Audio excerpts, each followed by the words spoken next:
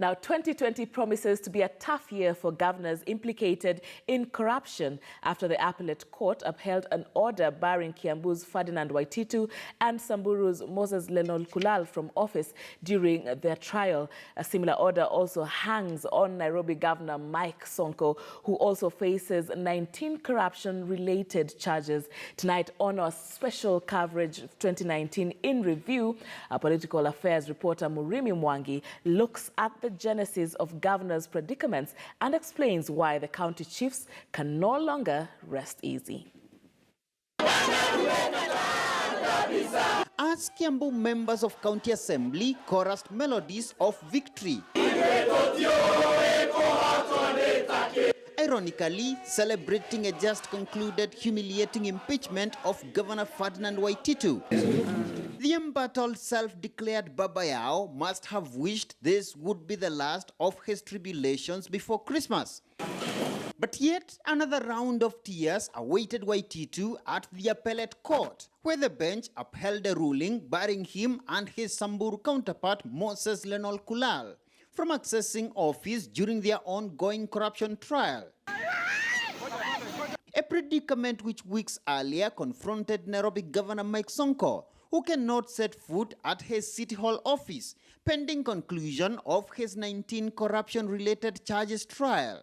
A catch-22 situation that now virtually hangs over most, if not all, the 47 governors, like the proverbial sword of the Damocles. There are documented incidents of loss and/or disappearance of vital documents from certain offices where public or state officers charged with corruption or economic crimes related to their work have been allowed unrestricted access to their offices during the pendency of the cases. It's a landmark ruling that has clarified a lot of things for us and has vindicated us because a lot of people are blaming us of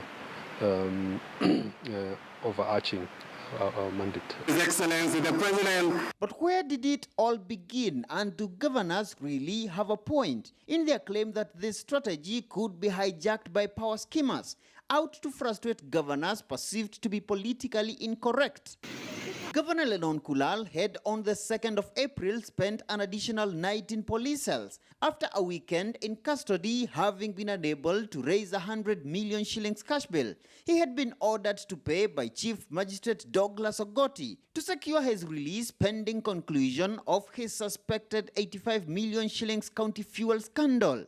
Ogoti had also ordered the governor not to set foot in his county office unless with the written authorization of the Ethics and Anti-Corruption Commission, over prosecution fears that he could tamper with evidence or intimidate witnesses. A predicament that saw Lenol Kulal appeal the bail conditions at the High Court. To his rude shock, however, Justice Mumbi only slashed his cash bail to 10 million shillings, but declined to lift the orders barring the governor from accessing his office during trial. This became the dreaded predicament for other county chiefs, with Governor Ferdinand Waititu next on queue, over a 25 million shilling scandal that landed him and his wife Susan Wangare in court. Like Lenol Kulal, Waititu was ordered persona non grata at his county office.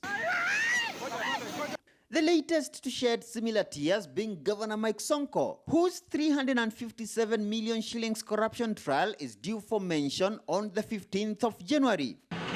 Yet county chiefs can no longer rest easy. Besides recently being impeached, Waititu has been a troubled man. Nimekuomba Bwana, wewe ufanye jambo yako ya siri ili kwamba hii maneno ikae hivyo hivyo tu. Na ni kwa jina la Yesu Kristo tumeomba.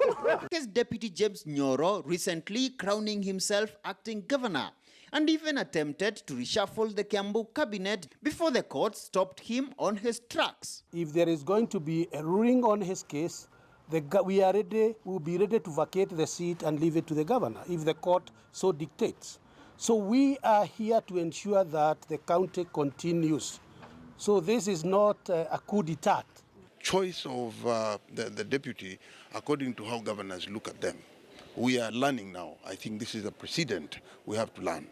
That irrespective of whether one is a friend, one is capable of working with you, I think you need to put a very responsible person as a deputy governor. is these developments, Laboso Joyce, coupled with the July demise of former Bomet Governor Joyce Laboso, that again reignited debate on the strategic importance of deputy governors, putting none other than Governor Mike Sonko on the spotlight, having been without a deputy since the resignation of Polycarp Igathe in January 2018. You need somebody to ensure that your organization continues running when you're not there. And that is a fundamental thing in leadership. That's why you saw the framers of the Constitution made there to be deputy governors. To compel the governor of Nairobi to nominate a deputy governor, there's no time frame. And that is why we want this particular bill, this county government amendment bill, to be passed. What we've been asking for all this time is a stable Nairobi.